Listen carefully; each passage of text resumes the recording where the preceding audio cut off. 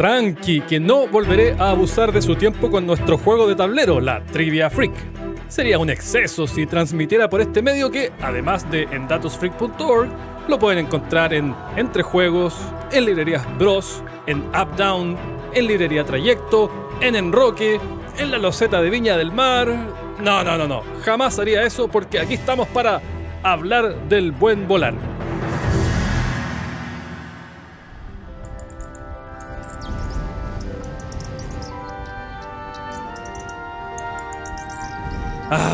Volar. Ese anhelo de upgrade corporal que nos acompaña desde el alba de la humanidad, con incluso más intensidad que el de despertar sin ganas de orinar o el de no tener que cepillarse los dientes. Todo tipo de artefactos, carromatos y dispositivos han sido testeados desde tiempos inmemoriales por todo tipo de corajudos, aventureros y orates empecinados en surcar los cielos.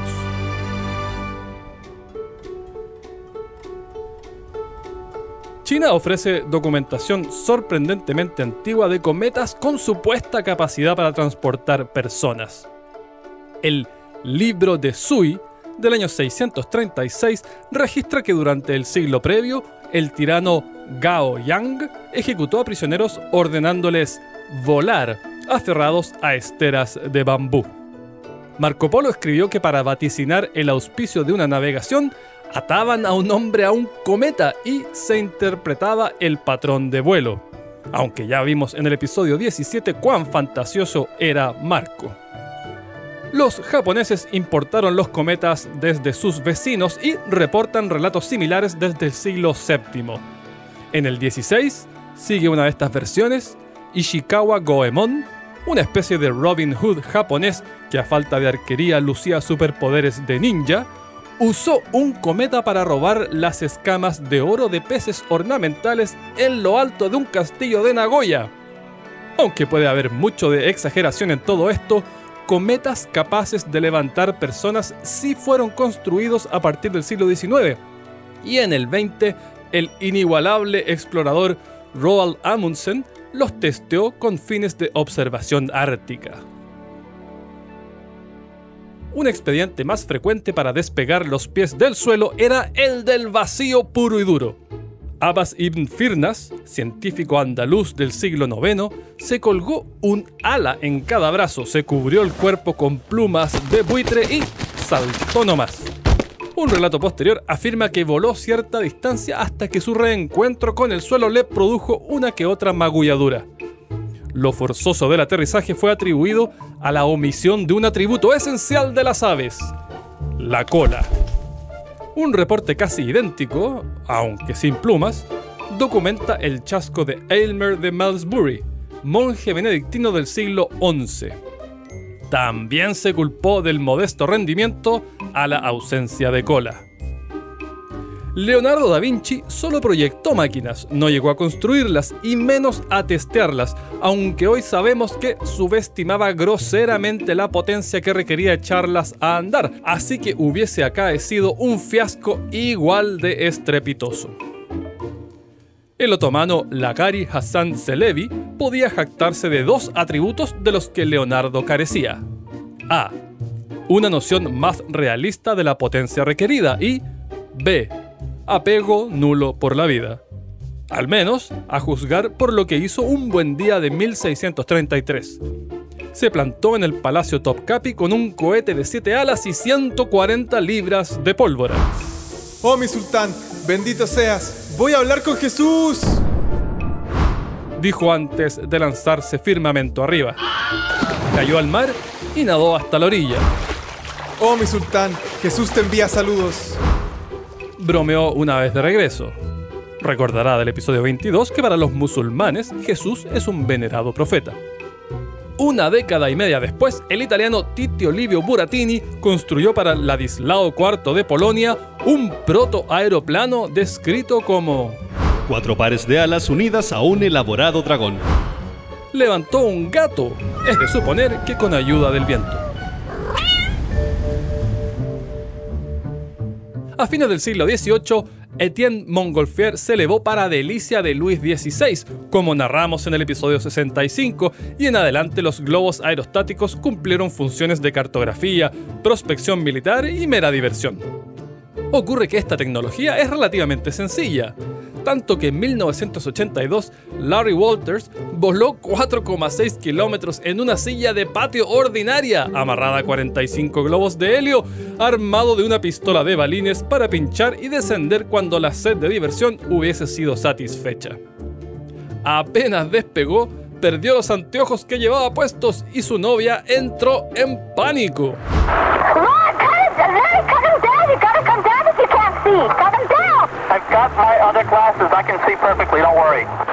Obligó a cerrar el espacio aéreo del aeropuerto de Long Beach con su payasada. Más reciente es el caso de un sacerdote brasileño que lo emuló con el propósito de reunir dinero para construir un lugar de retiro espiritual para los camioneros, aunque en este caso el desenlace fue harto menos festivo. Recién en medio de su vuelo advirtió que no sabía usar el GPS necesario para entregar sus coordenadas a los rescatistas y llamó por teléfono satelital para solicitar una capacitación de última hora. Eu preciso entrar em contato com o pessoal para que eles me ensinem a operar esse GPS aqui, para dar as coordenadas, latitude e longitude, que é a única forma que alguém opera pode saber onde eu estou. La mitad inferior de su cadáver fue encontrada 2 meses y medio después, flotando en el mar. Así que vuelo de objetos más livianos que el aire, check.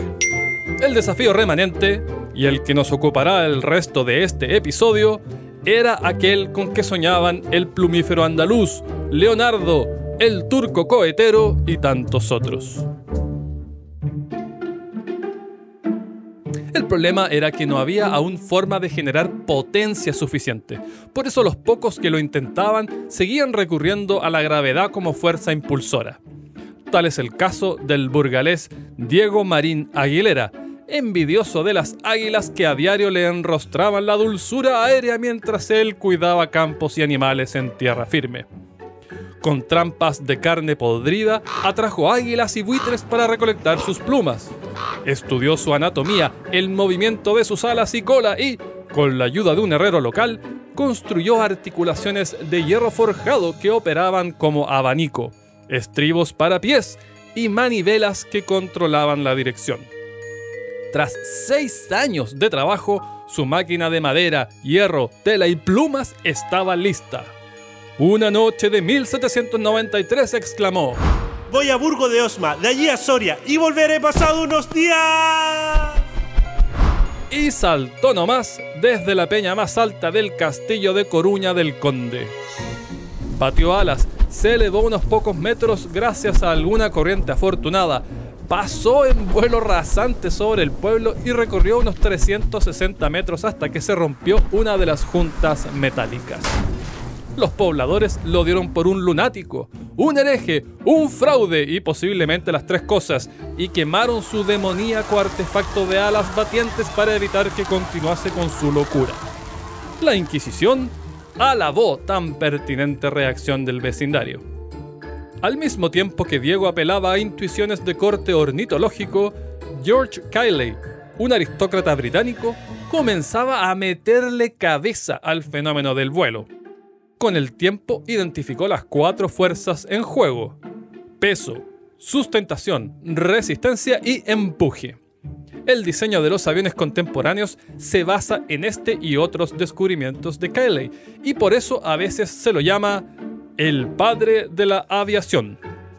Construyó los primeros planeadores que, a diferencia de los de Diego, sí exhibían verdadero control, y predijo que no habría vuelo sostenido sin un motor lo suficientemente potente para proporcionar empuje y lo suficientemente liviano para no abrumar la fuerza de sustentación. Cayley, hijo de la era de las pesadas máquinas de vapor, había nacido muy temprano para confirmarlo. Su compatriota John Stringfellow no estaba dispuesto a admitir esa limitación. Prometía enriquecer el mundo con la que denominó Aerial Transit Company y circulaban postales de sus aviones inexistentes sobrevolando lugares exóticos como China o Egipto. En 1848, después de esas postales, Stringfellow estrenó un monoplano a vapor construido en una fábrica de encajes en desuso. La máquina voló 3 metros antes de perder estabilidad y dañarse. Fue el primer vuelo autopropulsado no tripulado. El segundo intento tuvo más éxito. Con un cable guía logró unos 30 metros de vuelo recto y nivelado. Jean-Marie Le Bris razonó que, a falta de motores de peso admisible, la solución era dejarlos en tierra. En 1856, el año previo a la muerte de Cayley, amarró su planeador, el Albatros artificial, a un motor de exactamente un caballo de fuerza. Digo, porque el motor era un caballo. Lo echó a galopar por una playa y ejecutó así el primer vuelo ascendente desde los dudosos cometas tripulados de China y Japón. Subió nada despreciables 100 metros, aunque incluso en ese entonces era difícil prever cómo el método de tracción animal podía escalarse a algo útil. El año siguiente, su compatriota Félix du Temple patentó su locomoción aérea por imitación del vuelo de los pájaros. Construyó varios modelos de gran tamaño junto con su hermano Luis. Uno usaba un mecanismo de relojería como motor y otro posterior recurría a una máquina de vapor en miniatura. Despegaban, volaban un piticlín y aterrizaban de forma segura, pero de acoger tripulantes ni hablar. En 1890, el también francés Clement Ader completó la primera de 3 máquinas impulsadas por vapor. Dio un salto de unos 50 metros, la primera máquina tripulada que despegó por sus propios medios, pero de forma no controlada, todavía más cercano a una catapulta que a un Air France con servicio de maní salado y asientos reclinables. For your safety and comfort, please pay attention to the following safety performance. Esa misma década, el alemán Otto Lilienthal empujó la frontera aeronáutica a lo largo de una avenida completamente diferente. El planeo. Fue el primero en hacerlo en forma rutinaria y el primero en ser fotografiado tripulando algo más pesado que el aire. La amplia difusión de sus más de 2000 vuelos en periódicos y revistas trajeron a la esfera de lo concebible el sueño de volar. Produjo varios tipos de alas delta, incluyendo monoplanos, biplanos y otras con forma de ala de murciélago, y con ello dio vida a la primera empresa productora de artefactos voladores. Su silueta aérea abandonó la prensa en forma súbita en 1896 cuando su planeador se estancó en el aire. No pudo recuperar el control, cayó desde unos 15 metros y sufrió una fractura letal de cuello. El francés Octave Chanute tomó la posta donde Lilienthal la dejó y, aprovechando una jubilación anticipada, financió el desarrollo de varios planeadores. Un par de meses tras la partida del alemán, ya estaban las cosas como para testear. Miembros de su equipo con menos años en el cuerpo fueron quienes corrieron el riesgo y concluyeron que el biplano era el diseño superior.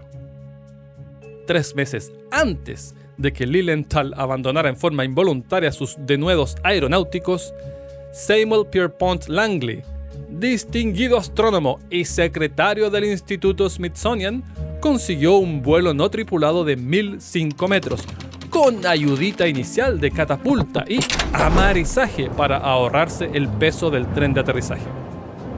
En breve sumó 1460 metros en un evento fotografiado por no otro que Alexander Graham Bell.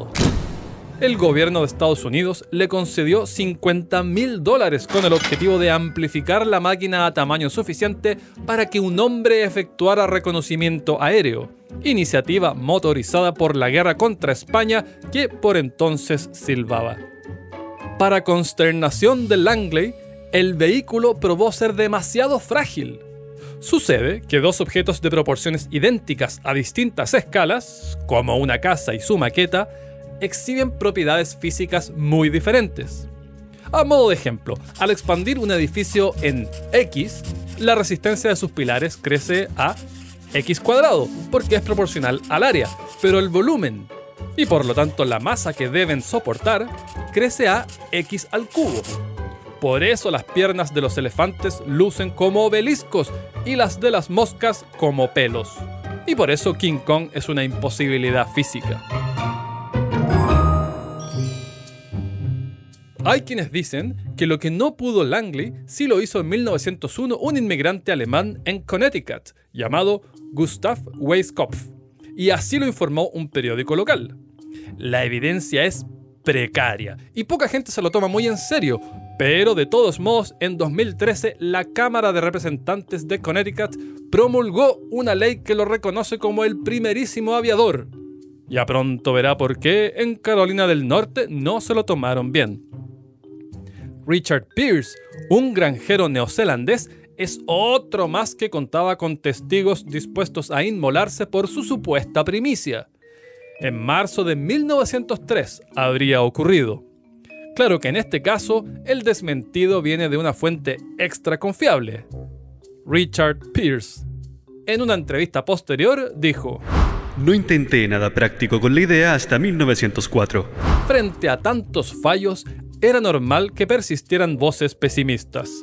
En 1902, el eminente Lord Kelvin predijo que el vuelo transatlántico era una imposibilidad y que ningún globo ni aeroplano serán jamás exitosos de manera práctica. El presidente de la Asociación Estadounidense para el Avance de la Ciencia escribió que nunca adquiriríamos la destreza necesaria para controlar la naturaleza caótica del aire, plagado de vórtices y corrientes impredecibles. En el pájaro tenemos la última perfección de habilidad adquirida mediante la práctica constante y heredada a través de generaciones sucesivas. Incluso si la ciencia de la aviación fuera perfecta, el exquisito arte necesario para manejar una máquina así parece casi irremediablemente inalcanzable. El 16 de febrero de 1903, con ya muchos muertos engrosando los anales protoaeronáuticos, la Academia de Ciencias de París rechazó la idea de una máquina voladora propuesta por un tal Trajan Bouillat. Señalaba que el problema no puede ser resuelto y es solo un sueño. 4 días después de esta dura admonición, el motor que probaría cuán errada era daba sus primeras revoluciones en Ohio.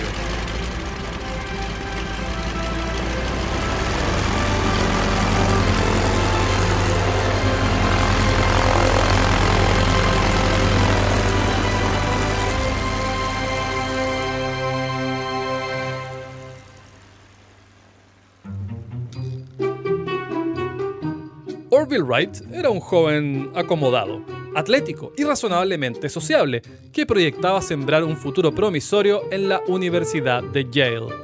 Eso hasta que un matón con deseo perenne de infligir daño le arrancó la dentadura frontal durante una pichanga de hockey. Intencional o no, imposible de determinar, pero sí sabemos que el responsable trabajaba en una farmacia y que el boticario le daba gotas con cocaína para aliviarlo del dolor de sus muelas podridas. Orville, abrumado por su rostro desfigurado, inició 3 años de aislamiento. Sin deportes, sin escuela, se dedicó a atender a su madre moribunda y a leer. A leer sin pausa, germen de un apetito voraz por el conocimiento. El desdentado caducó los planes universitarios. Sin ese partido de hockey, nunca hubiera dado el giro que me tiene a mí locuteando y a usted oyendo sobre él. Tras abandonar su claustro autoimpuesto, inició una imprenta. Se le unió su hermano, Wilbur, y con un gran total de 0 diplomas de secundaria entre ambos, estos dos autodidactas lanzaron varios periódicos. A continuación, decidieron surfear sobre la moda del pedaleo, catapultada por la invención de la bicicleta de seguridad, es decir, las bicis que usted conoce. Al comienzo las llamaron así porque eran harto más seguras que los biciclos, esas reliquias que convierten torque mediante una rueda frontal gigante en vez de nuestra conocida cadena, tan altas que una caída no era ningún chiste. Mientras el bicinegocio prosperaba, comenzaron a recibir noticias y fotos de Lilienthal, Langley y Chanute. La muerte de Lilienthal terminó de galvanizar en ellos la pulsión por lograr esa hazaña. Su experiencia con las bicicletas influyó en su convicción de que la inestabilidad de una máquina voladora podría controlarse con horas de paciente práctica.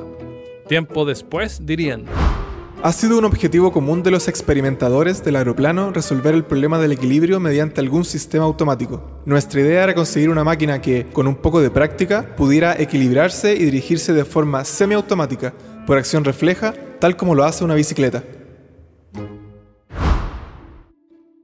En 1899, Wilbur escribió al Smithsonian solicitando información sobre aeronáutica. Tras leer a Cayley, Chanute, Lilienthal, Da Vinci y Langley, comenzó la experimentación mecánica. Los hermanos se pasaron los siguientes años diseñando, construyendo y testeando planeadores. Construyeron un túnel de viento en su taller y realizaron pruebas sistemáticas con docenas de alas en miniatura.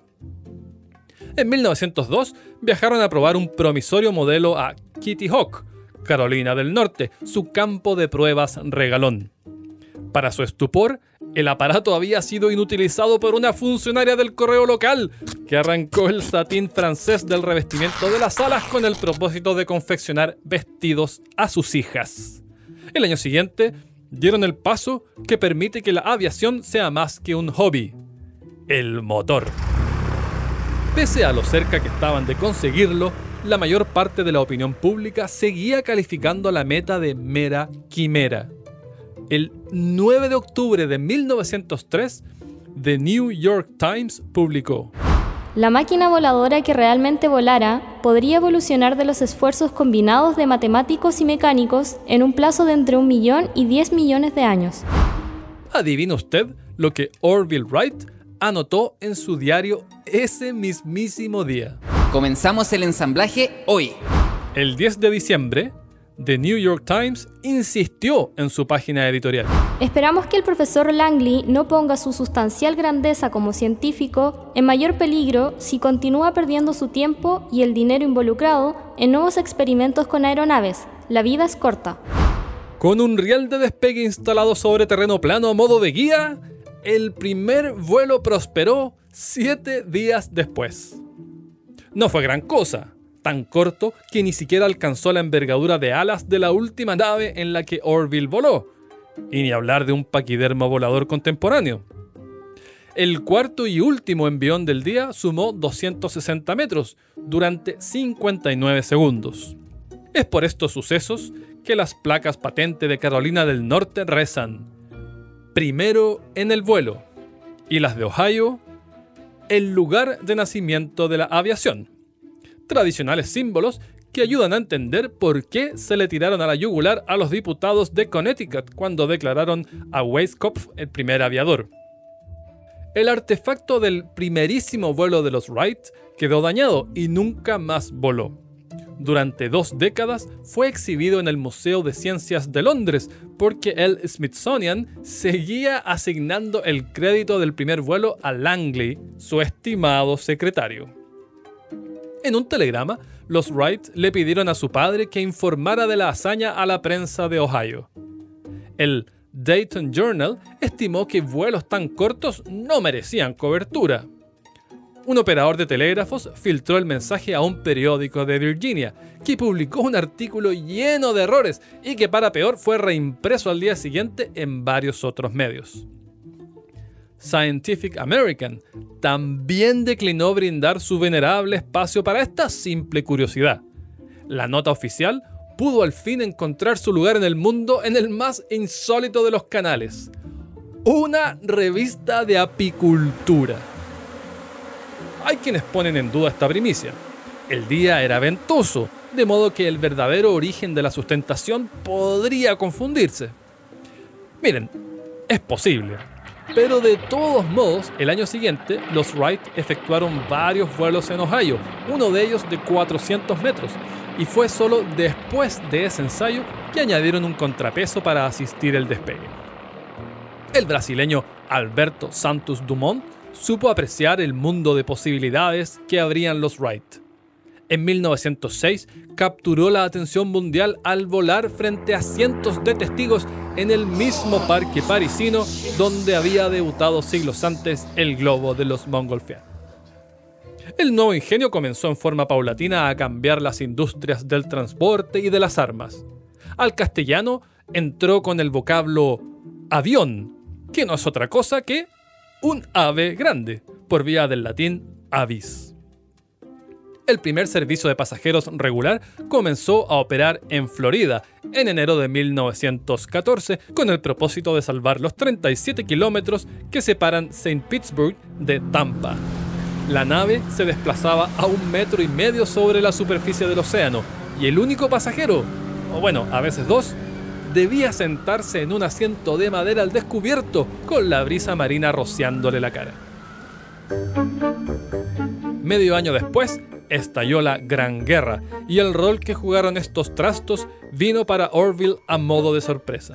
Pensamos que estábamos introduciendo en el mundo un invento que haría prácticamente imposible nuevas guerras. Que no estábamos solos en esta idea se evidencia en el hecho de que la Sociedad Francesa de la Paz nos entregó medallas por nuestra invención. Pensamos que los gobiernos se darían cuenta de la imposibilidad de ganar por ataque sorpresa y que ningún país entraría en guerra con otro de igual tamaño cuando supieran que tendrían que ganar simplemente desgastando a su enemigo.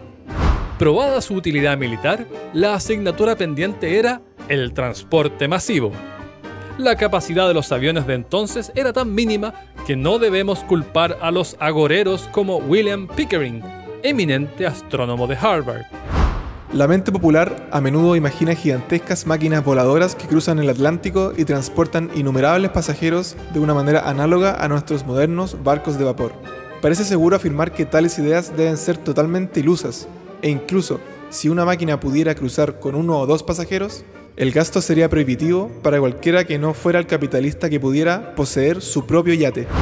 Lo que ocurrió, como sabemos, fue exactamente lo contrario. Esto muy a pesar de los Wright, que se convirtieron en troles de patentes y obstaculizaron en las cortes a quien quiera que innovara, arguyendo infracciones a su propiedad intelectual. Entre medio, Orville se convirtió también en el primer aviador en matar a un ser humano, y él mismo sufrió en ese accidente una fractura en la pierna, 4 costillas rotas, una luxación y 3 fracturas de cadera que lo dejaron con dolor crónico. Prometieron a su padre nunca volar juntos para evitar una tragedia doble y que al menos uno pudiese seguir experimentando. En toda su vida solo compartieron un vuelo demostrativo de 6 minutos y con el debido permiso de papi. Y los lazos familiares eran incluso más estrechos de lo que esta anécdota deja entrever. Ambos eran solteros perpetuos y Orville se sintió traicionado por su hermana cuando decidió casarse. No asistió a la boda y solo accedió a volver a verla en su lecho de muerte. Personas no del todo queribles, cierto, pero harto más civilizadas que el muchacho que le arrancó los dientes a Orville. Para ese entonces había devenido ya en el asesino en serie más notorio de Ohio. La aeronáutica dio otro salto con Alfred Lawson, ex beisbolista profesional, quien diseñó los primeros aviones de pasajeros a gran escala.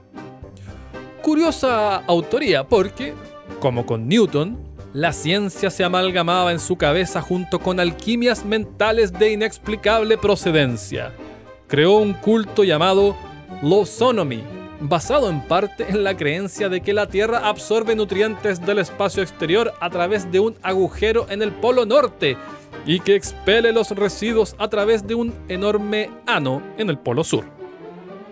Mire, de metabolismo terráqueo por aquí nos omitimos, pero al menos recuerde a Lawson la próxima vez que sobrevuele en unas pocas horas el mismo trecho que a sus abuelos le tomaba semanas de navegación.